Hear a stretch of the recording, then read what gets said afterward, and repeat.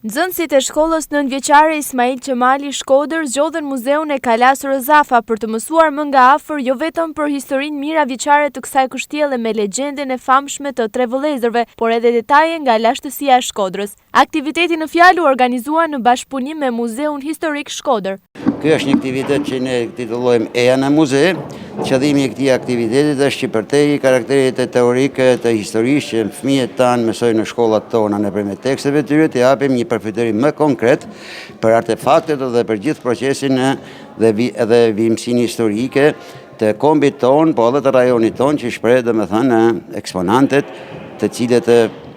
me anë të cilave dëshirojmë që fëmijët tanë të kenë përtej emocioneve dhe përfitime edhe një mbështetje konkrete të atij evolucioni, të kësaj rezistence dhe kësaj përpjekje që ne bëjmë për të respektuar vlerat tona, jo vetëm materiale, po edhe ato shpirtërore, dhe për të bërë një lidhje të nevojshme që thuhet midis karakterit teorik të shpjegimit të historisë dhe mbështetjes praktike për të cilët çdo njeri ka nevojë dhe aq më tepër fëmijët. Ajo që vëmëri në punën tonë është mungesa e njohunive të nxënësve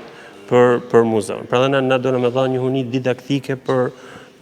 muzeun, çfarë është muzeu, si organizohet muzeu, edhe ajo që është më e rëndësishme për ne se si duhet sillet një nxënës ose një vizitor në muze. Çfarë përfiton prej muzeut, por edhe çfarë ka detyrime në muze, në sjellje, në mënyrën e qëndrimit e tjerë. Gjatë kësaj veprimtarie nxënësit u ndalën gjatë tek objektet muzeale, të cilat janë treguese domethënëse për etapat mijëravjeçare që ka kaluar Rozafa e lashtë deri në ditët e sotme. Ajo nuk është vetëm një dëshmitare e lashtë e historisë dhe kulturës sonë si kom, por edhe një objekt mjaft i preferuar për tu vizituar nga turistët e huaj, ku vitet e fundit numri vizitorëve i ka kaluar mbi 130.000 në vit.